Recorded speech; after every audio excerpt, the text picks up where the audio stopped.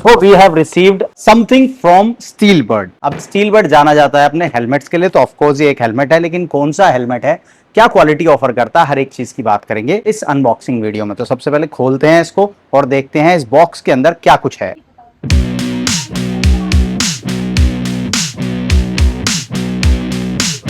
तो बॉक्स के अंदर बहुत सारी चीजें यहां पर कंपनी ऑफर करती है, लेकिन मेजरली अभी मैंने इन 3 चीजों को रखा है।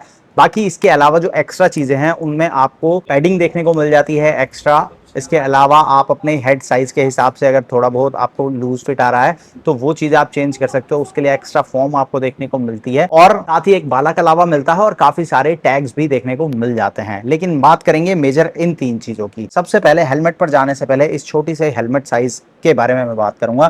तो ये बेसिकली ईपीपी मटेरियल है जिसका इस्तेमाल किया गया है इस हेलमेट के अंदर। अभी नॉर्मली अगर आप हेलमेट लेने जाओगे तो उसके अंदर आपको ईपीएस देखने को मिलता है, जो बेसिकली हेलमेट शेल के अंदर थर्माकोल जैसी चीज होती है व्हाइट कलर की, उसको ईपीएस फॉर्म कहा जाता है। और ये उसका एडवांस वर्जन आप कह सकते हो, जो कि है ईपीपी, यानी कि ये उससे ज्यादा मजबूत है, उससे ज्यादा सेफ है आपके लिए। मतलब इसके अंदर जो इम्पैक्ट एब्जॉर्बेशन है वो और ज्यादा आपको देखने को मिलेगी। साधारण भाषा में कहूं तो ये ईपीएस के मुकाबले और ज्यादा सेफ और सुरक्षित होने वाला है और ये आपको मिलने वाला है इस हेलमेट के अंदर। बाकी देखो, हेलमेट के ऊपर तो आपको वाइजर मिलता ही है, इसके अलावा आपको एक एक्स्ट्रा वाइजर भी मिलेगा। ये बेसिकली टिंटेड वाइजर है, यानी कि ब्लैक वाइजर है। तो अगर आपको ब्लैक वाइजर चाहिए तो आप ये वाला लगा सकते हो। और हेलमेट के साथ में जो आपको मिलेगा, ये आपको ट्रांसपेरेंट वाइजर देखने को मिलता है, जिसके ऊपर यहाँ पर ये कवर लगाया हुआ है।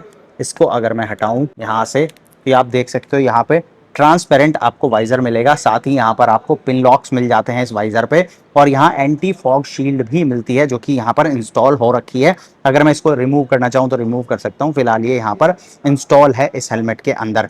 अब सबसे पहले अगर हेलमेट डिज़ाइन आप देखोगे तो बहुत ही ज़्यादा खूबसूरत ये नज़र आ रहा है।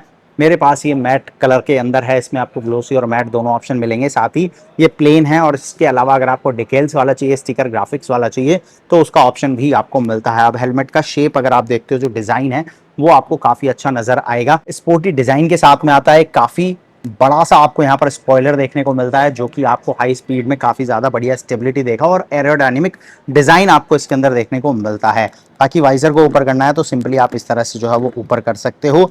और यहाँ अगर आप देखोगे तो अंदर की तरफ में भी आपको एक वाइजर देखने को मिलता है, तो डुअल वाइजर के साथ में हेलमेट आने वाला है। इस वाइजर को कंट्रोल अगर आपको करना है तो उसके लिए आपको यहाँ पर साइड में बटन दिया गया है, जिससे आप इसको इस तरह से जो है वो कंट्रोल कर सकते हो। तो यहाँ से आप सेकंड वाइजर को अप एंड डाउन कर सकते हो। बाइक राइड करते हुए इसको अप एंड डाउन करना आपके लिए बहुत ज़्यादा ईजी रहने वाला है, तो ये अच्छी चीज़ इसके साथ में हो जाती है। बाकी इसके आउटर शेल की अगर मैं बात करूँ तो ये हाई इम्पैक्ट एबीएस मटेरियल का बना हुआ है, जिससे कि अगर हेलमेट जो है वो क्रैश होता है, गिरता है, तो इसका जो आउटर शेल है वो टूटेगा नहीं। हाल ही में मैंने स्टील बर्ड के प्लांट में भी विजिट किया था, जहाँ पे स्टील बर्ड वालों ने इसकी मजबूती को टेस्ट कराने के लिए हमारे हाथ में हथौड़ा ही दे दिया था कि आप इसको मारो, टेस्ट करो। और स्टील बर्ड ऐसा कहता है कि उनके आउटर शेल इतने मजबूत होते हैं कि वो बहुत इजीली टूटने वाले नहीं है, जो कि हमने टेस्ट करके भी देखा और ये सच में होता है। बाकी इस हेलमेट के अंदर वेंटिलेशन की अगर मैं बात करूं तो आपको आगे की तरफ में सबसे पहले यहाँ पर एक एयर वेंट देखने को मिलता है। इसको आप अपनी रिक्वायरमेंट के हिसाब से ऑन ऑफ कर सकते हो। साइड के अंदर जो है ये आपका ये डिज़ाइन पार्ट है और ये ऑन ऑफ नहीं होता है।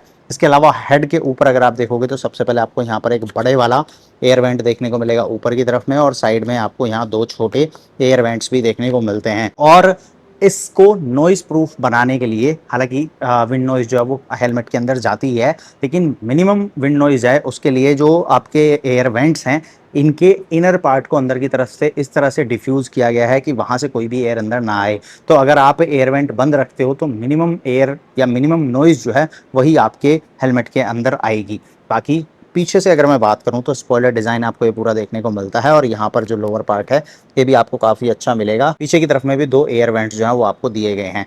ये मेरे साथ में इग्नाइट का IGN 16 हेलमेट है और इसके अंदर कुछ और ख़ास चीज़ें दी गई हैं, जैसे कि ईपीपी तो आपको यहाँ पर मिलता है, एबीएस प्लास्टिक आपको आउटर शेल पर मिलेगी, लेकिन इसके अलावा केवलर का यूज़ भी इस हेलमेट के अंदर किया गया है। केवलर वही मटेरियल है जिसका यूज़ स्टील बर्ड अपने कार्बन फाइबर हेलमेट के अंदर करता है, और वो मटेरियल यहाँ इस हेलमेट के अंदर भी यूज़ किया गया है, जो बेसिकली हेलमेट के इम्पैक्ट ऑब्जर्वेशन को बढ़ाता है और सेफ्टी को इंक्रीज करता है, और वो चीज़ आपको इस हेलमेट के अंदर देखने को मिलती है। तो काफ़ी ज़्यादा प्रीमियम हेलमेट ये हो जाता है। बाकी इसकी पैडिंग की बात करूँ तो काफ़ी सॉफ्ट पैडिंग है इसके अंदर, और ये कम्प्लीटली रिमूवेबल और वॉशेबल है और ब्रीदेबल फैब्रिक का यहाँ पर यूज़ किया गया है, जिससे कि आपका जो इनर पार्ट है वो कूल रहे, बहुत ज़्यादा हीट ना हो।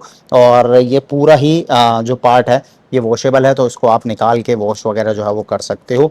बाकी यहाँ पर अगर मैं इसके बकल की बात करूँ तो ये नॉर्मल लॉक वाला बकल है मेरे पास में। हालांकि इस हेलमेट के अंदर आपको दोनों ऑप्शन मिलते हैं, आप नॉर्मल लेना चाहो नॉर्मल ले सकते हो, और अगर आप डी रिंग लेना चाहो तो डी रिंग का ऑप्शन भी आपको इसके साथ में मिल जाता है।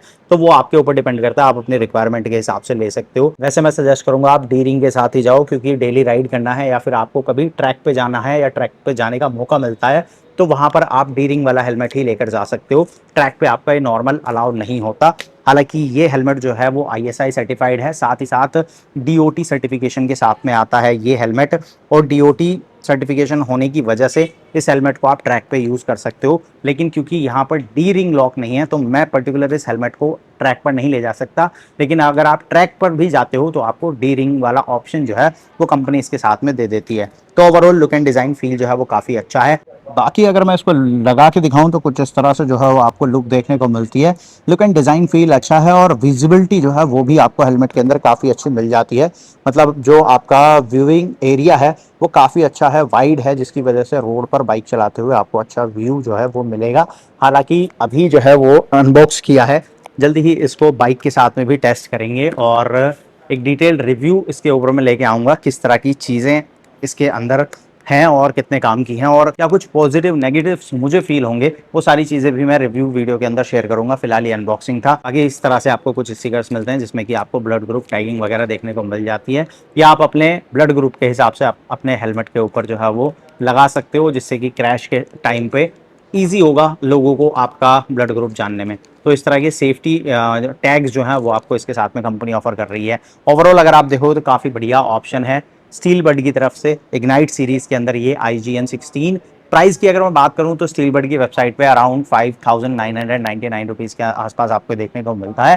बाकी डिस्काउंट ऑफर्स वगैरह चलते रहते हैं, आप चाहो तो स्टील बड के अपने नियरेस्ट स्टोर पर भी विजिट कर सकते हो, वहां से भी एक बार इसकी प्राइस ले सकते हो। बाकी आप मुझे कमेंट में बताना ये हेलमेट आपको कैसा लगा, वीडियो कैसा लगा ये भी लिखना। ऐसे ही detail news reviews comparison videos के लिए चैनल को सब्सक्राइब करना, नोटिफिकेशन बेल को ऑन करना।